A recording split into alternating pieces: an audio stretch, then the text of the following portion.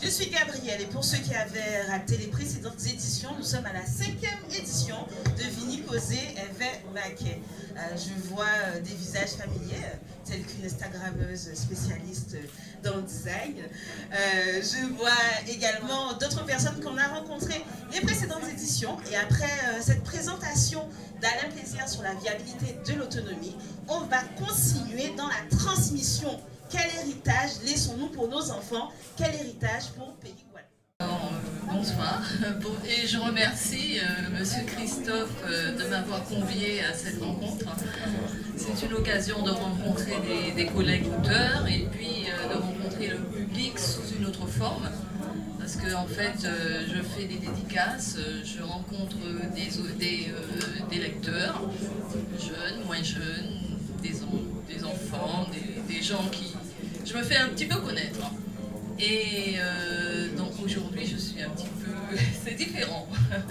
Alors, je suis Jacqueline de Lépine, Okagos, mon nom de jeune fille, pour ceux qui connaissent. Et je suis enseignante. J'ai enseigné dans plusieurs académies dans l'Hexagone. Et je dirais que je me suis promenée un petit peu partout dans le monde, aux quatre coins du monde, dès que j'ai eu l'opportunité.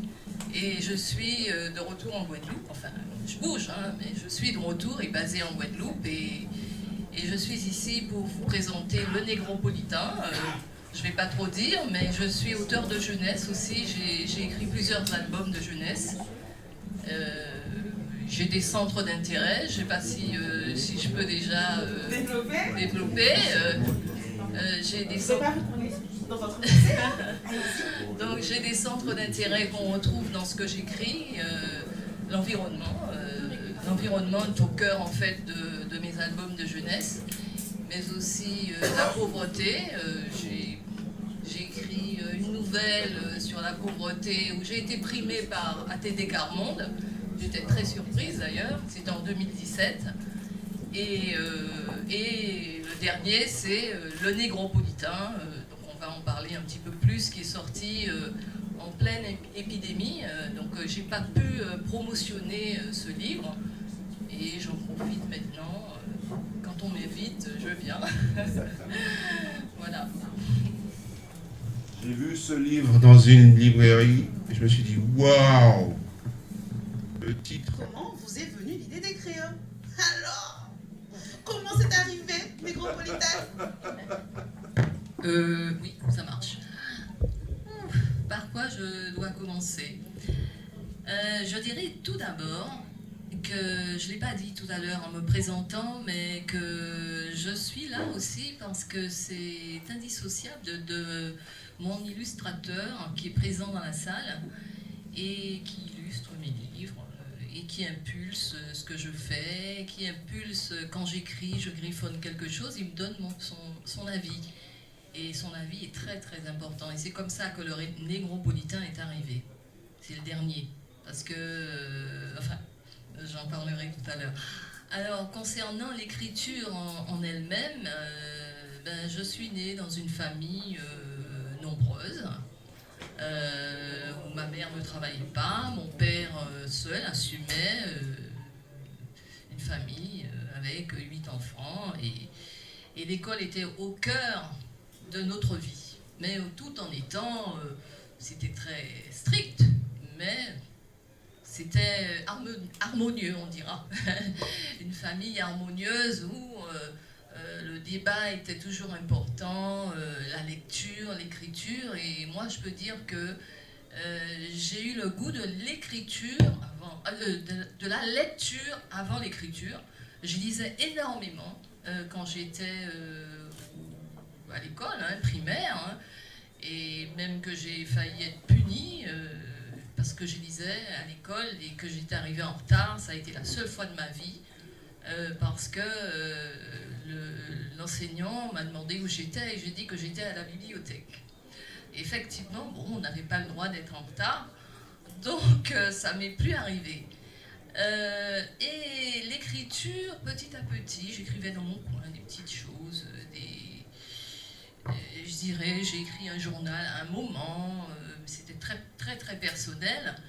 Et mon premier roman, pas mon roman, mon album de jeunesse est arrivé un peu par rapport à mon métier d'enseignante. Et c'était sur l'environnement, c'était Basile le flamant jaune, je ne sais pas si vous avez entendu parler, je ne vais pas développer là-dessus, mais je fouinais dans les archives parce que je suis enseignante en histoire-géographie et je suis tombée sur un article et je me suis dit non, ça m'a intéressée de voir comment en Guadeloupe il y avait des flamands. Il y avait des flamands roses et ça m'a interpellée et j'ai commencé à écrire un petit quelque chose comme ça, mais c'était pour moi-même. Et de fil en aiguille, je me suis dit mais il faudrait que ça sache en fait, que ça passe et passer par les enfants, ça c'est la première des choses. Et j'ai écrit une petite histoire. Et cette histoire est restée dans un tiroir pendant un certain temps. Et quand je l'ai présentée à mon illustrateur, qui est aussi, je le dis, mon époux, il m'a dit, cette histoire, elle est belle, il faudrait qu'elle sorte. Et donc c'est comme ça que c'est arrivé. Et je peux vous dire que chacune de mes productions sont sorties un petit peu par hasard. Vraiment, je ne m'attendais pas à sortir tous ces albums de jeunesse, tous ces albums de jeunesse, et sur l'environnement essentiellement. Le dernier, c'est sur l'abeille, Guadalabeille. Je ne vais pas raconter l'histoire, mais ça concentre un peu. L'histoire est concentrée sur l'abeille mélipone, qui est une abeille extraordinaire, guadeloupéenne. Et les scientifiques viennent du monde entier pour l'observer. Et donc, j'ai voulu mettre l'accent sur ça. Et donc, le négropolitain, je ne vais pas trop développer dessus. Non, c'est juste... Non, pour le moment, on est sur l'envie de transmettre par l'écriture. Donc, on va continuer... J'avais juste une chose à dire, en fait, c'est que le négropolitain, il est vraiment né de mon expérience professionnelle. Ça, c'est vraiment... Parce que c'est une histoire que j'ai... Vraie. Je me suis inspirée de ces élèves que j'ai, de ces adolescents qui arrivent en Guadeloupe et qui sont perdus. Négropolitain. Qu'est-ce que vous avez voulu nous transmettre? Et puis là, il n'y a pas d'ordre de passage. C'est la première qui se sent prête à répondre. Qui y va? Ça va? Oui. Je peux répondre. Alors, en fait, le thème, c'est la transmission. Donc, moi, avec ce roman, ce qui est un roman illustré, un roman de jeunesse, mais c'est aussi un roman qui pour les adultes aussi, qui peuvent acheter le livre et qui achètent le livre. Je dirais que pour parler de transmission, il faudrait peut-être lire et voir que dans ce roman, que c'est un adolescent qui est en difficulté, qui est... je veux dire un petit Parisien en fait, il est d'origine antillaise, il n'est jamais venu en Guadeloupe, et c'est une histoire vraie, presque 100%, enfin, en grande partie, et qui n'a aucune notion de la culture antillaise. Et donc ses parents décident de s'installer, ils s'installent en Guadeloupe, ils sont contents, le couple est heureux, sauf lui. Lui, il ne pense qu'à une chose, retourner chez lui, à Paris. C'était pas Paris, c'était la province, mais bref, c'est l'Hexagone. Et donc ce garçon, en fait, moi je dirais qu'il n'a pas reçu de transmission. Donc ça a été un choc pour ce jeune Guadeloupéen. Il y en a eu plusieurs, parce que chaque année j'en ai qui arrivent, et ce sont des problématiques pas forcément les mêmes, mais globalement c'est l'adaptation et l'insertion dans la société antillaise. Alors forcément, il y a du rejet, surtout quand on est adolescent. Le collège, c'est rude. C'est vraiment la partie scolaire la plus... C'est difficile pour les jeunes à cet âge-là. À 12 ans, il arrive, donc il ne parle pas le créole, il est marginalisé forcément par les autres. Et pourtant, c'était un très bon élève qui devient, on va dire, un mauvais élève. C'est ce qu'on dit, mauvais, c'est pas le mot, mais c'est ce qu'on entend. Ah, il est mauvais, ah, ses notes sont mauvaises. Et donc, je me suis dit que ce serait intéressant enfin, quand je dis, c'est pas venu comme ça, en fait. En fait, cet enfant était tellement en difficulté que ça me prenait mon émotion, c'était tous les jours comme ça quand je le voyais arriver, se cacher, se mettre dans un coin. Et j'ai voulu un peu évacuer cela parce que je ramène beaucoup de problèmes à la maison avec... il ne faudrait pas, hein, quand on est enseignant et qu'on a des élèves parfois difficiles, on comprend parce que la situation sociale ou autre, forcément, enfin, moi je me sens particulièrement touchée parce que j'ai eu la chance d'avoir une ambiance familiale harmonieuse et ce n'est pas toujours le cas. Donc ça m'interpelle. Et donc, je griffonnais quelques mots sur cet enfant-là. Je disais, c'est pas possible. Et ça sortait comme ça.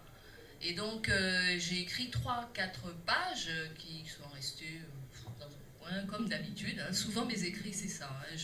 Je ne cherche pas forcément à sortir. Et puis, la situation s'est améliorée. Mais j'étais tellement heureuse que j'en ai parlé à mon époux, je lui ai dit, voilà, c'est à ce moment-là que je lui ai parlé de cet élève et que je lui ai dit, ben voilà, découvre un petit peu qui c'est. Donc il a lu et il m'a dit, mais c'est une belle histoire, ça, il faudrait que peut-être que tu écrives un roman dessus. Et donc de 3-4 pages, c'est devenu un roman. Alors, le terme négropolitain, c'est un terme péjoratif, hein, je tiens à le dire, pour ceux qui ne connaissent pas, j'en parlais avec... tout à l'heure, là, avec Monsieur Plaisir. C'est un terme péjoratif, donc forcément, quand on est traité de négropolitain, en principe, on le prend mal. Hein, parce qu'en fait, ce sont tous ceux, comme on dit, qui sont nés dans l'Hexagone, tous ceux qui viennent de l'Hexagone, ou encore qui sont tiraillés entre les deux cultures. Hein. Il y en a aussi qui ont vécu ici, mais ils sont tiraillés entre les deux cultures, parce que c'est deux territoires, la France, les Antilles, deux territoires et on va dire deux cultures, mais qui s'interpénètrent. Parce qu'en fait, au fil des siècles, il y a une culture qui est née avec les influences multiples, hein, africaines et pas seulement européennes, etc. Donc, le négropolitain, le terme est venu parce que je dois dire que j'étais pas d'accord avec ce titre au départ. Je me suis dit, oh là, je vais choquer les gens, parce qu'il y a des gens qui ne comprennent pas toujours, il y a des gens qui ne connaissent pas le terme, ou qui découvrent le terme, mais quand ils voient nègre, ah, tout de suite, oh là là, on me dit, ah, mais qu'est-ce que c'est encore? On va parler d'indépendance, on va parler de ceci, d'esclavage. En fait, il y a une confusion, dans la tête. Je dis pas, quand je dis les gens, c'est pas... certaines personnes, parce que quand on discute, on voit bien que ce n'est pas figé, mais ce terme-là dérange. C'est normal, puisqu'il est péjoratif. Et je dirais que j'ai osé parce que, je ne sais pas si je dois le dire, mais mon illustrateur, qui est mon époux, m'a dit, mais oui, pourquoi tu... Vas-y, ne te retiens pas. Et donc c'est comme ça que j'ai dit, bon, voilà, le titre est sorti et l'éditeur a validé le titre. Après tout, pourquoi pas, il ne faut pas avoir non plus des titres un peu... au départ, pour tout vous dire, le titre c'était Une année au soleil, enfin c'était quelque chose d'assez... Ben voilà, ça pourrait représenter n'importe où, à n'importe quelle époque, enfin bref. Donc je trouvais que le titre cadrait bien avec ce qu'il y a à l'intérieur. Et je voudrais juste souligner que le terme négropolitain, bon, il a émergé vraiment avec le Bumidum, je ne sais pas si vous connaissez, certains en ont entendu parler, de ce fameux bureau des migrations, de développement des migrations des Outre-mer dans les années 60. Ça a été imposé, donc, enfin impulsé, je dirais, par les autorités, l'État, quoi. Pousser les Antillais à partir vers l'Hexagone dans les années 60. Et donc c'est à ce moment-là que les migrations se sont amplifiées et ce terme, on a commencé à parler de négropolitains. Et il faut dire qu'au départ, les négropolitains, en fait, ceux qu'on appelle les négropolitains, étaient bien perçus. Quand ils arrivaient, c'était attendu, même espéré, on avait une vision positive de ces personnes. Et ça a évolué. Les choses ont évolué parce qu'on s'est rendu compte ceux qui étaient sur place, qu'il y avait une part de mensonge, parce qu'en fait, les Antillais de l'Hexagone étaient marginalisés. Parce qu'on trouve marginalisés territorialement et socialement. Disons, la réussite n'était pas au rendez-vous. Donc ça, oui. Mais ce qu'il faut juste préciser, que Oui. le Bubidum, c'était le rêve français. Le rêve français. Et que dans les faits, ça s'est traduit par des emplois de première catégorie, très mal payés, dans des administrations, majoritairement la Poste, la SNCF, la RATP, les entreprises, enfin les Voilà. institutions françaises et les hôpitaux. Exactement. En général, c'est pas des statuts d'infirmières à l'hôpital que ces gens-là avaient, mais des statuts d'aide-soignants. Il y avait beaucoup de femmes de ménage. Exactement. Et les personnes concernées avaient honte De le dire. de le dire, et donc ça inventait une vie. Tout à fait.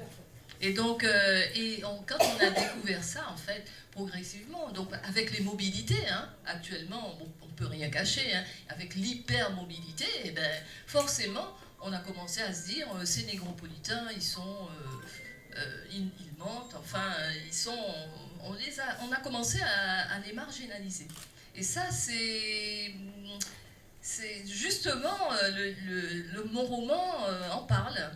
Et j'avais juste une chose à dire concernant le Bubidum, etc. C'est que l'État aussi a bien, enfin je veux dire, cette marginalisation, elle a été voulue et même, je dirais, organisée, ça se continue. Ça continue. Parce que moi, je parle de moi, ma famille, hein, quand on est arrivé dans l'Hexagone, que mon père, on lui dit, bon, voilà, tu iras là pour avoir un logement, tout de suite, avec les Noirs, avec les Antillais. Donc, il y a quelque chose de... Le non-dit, il faut... Ouais, et ça continue toujours. Hein. On ne va pas le dire, parce que, bon, c'est pas très correct de le dire, mais tout de suite, mon père, il a dit, non, pourquoi voulez-vous m'imposer d'aller à cet endroit? Non, je ne veux pas y aller. Je veux choisir l'appartement où je vais vivre. Et c'est ce qui s'est passé. Et bon, ça s'est très bien passé. Donc, je pense qu'il faut le dire. Il faut dire les choses parce qu'on ne le dit pas assez. L'État, jusqu'à maintenant, continue. Ah ben toi, ah ben oui, vous serez là, telle communauté. Et ce qui se passe aujourd'hui en France, je bifurque un petit peu, mais je le dis, je profite. Ce qui se passe, c'est que on parle beaucoup de communautarisme, mais c'est vrai. Mais ça a été construit progressivement. Ça s'est pas fait d'un coup. Et avec l'État qui a validé, impulsé ce communautarisme. Alors maintenant, il ne faut pas venir dire « Ah oui, et tout, on se retrouve... » Mais oui, mais il y en a qui n'ont pas voulu le faire. Et pourtant, qui se sont retrouvés, ben oui, on fait... Voilà, dans le 93, parce que ça s'est fait comme ça. Hein? Donc, il faut vraiment... Et c'est pour ça que je dis, bien connaître son histoire. Bien connaître son histoire pour avancer et comprendre les choses. Et comprendre les difficultés d'aujourd'hui. Je suis très bavarde, si je peux me permettre, je voudrais juste dire que moi je rencontre beaucoup, disons que depuis que j'écris, je suis invitée dans des établissements scolaires et vraiment je peux vous dire que les élèves lisent et ils ont envie. Mais je vais vous donner juste une petite anecdote qui m'est arrivée avec une élève de collège, une adolescente, qui n'aimait pas lire, enfin, était moyenne, enfin, disons, on avait l'impression qu'elle n'aimait pas lire. Et finalement, en allant à la bibliothèque, un jour, je la vois installée dans un coin, et je dis, mais tu fais quoi? Elle me dit, mais elle lisait, je crois que c'était une revue, pas une revue, une bande dessinée, un roman, bande dessinée, enfin quelque chose comme ça, et je lui dis, mais t'aimes lire? Elle me dit, mais ah bon? Parce qu'en fait, dans sa tête, lire, c'était lire un livre épais, sans image.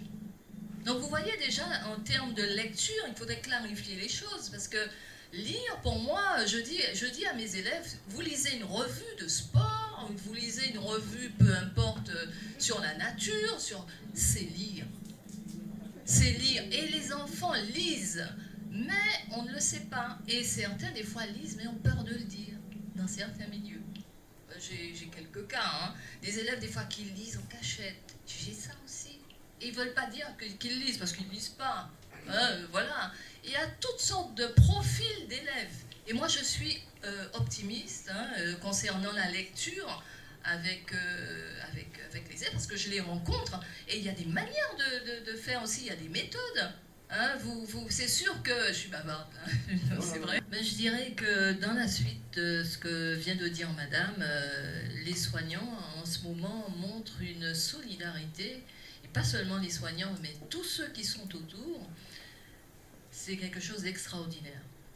Et je crois qu'en Guadeloupe, on ne s'en rend pas compte. Mais quelle transmission! Alors ça, c'est pour le petit mot. Concernant le négropolitain, je dirais que le petit Hugo, qui est en très grande difficulté, mais quand vous lirez le livre, vous allez voir, il est vraiment enfermé. Il ne sait pas quoi faire.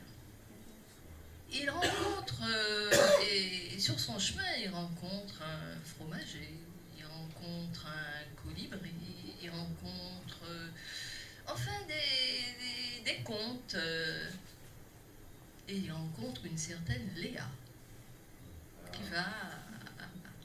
qui a un rôle très important dans l'histoire. Voilà. Alors pour savoir qu'est-ce qu'il lit, tu sais, il faudra acheter le livre. Merci de votre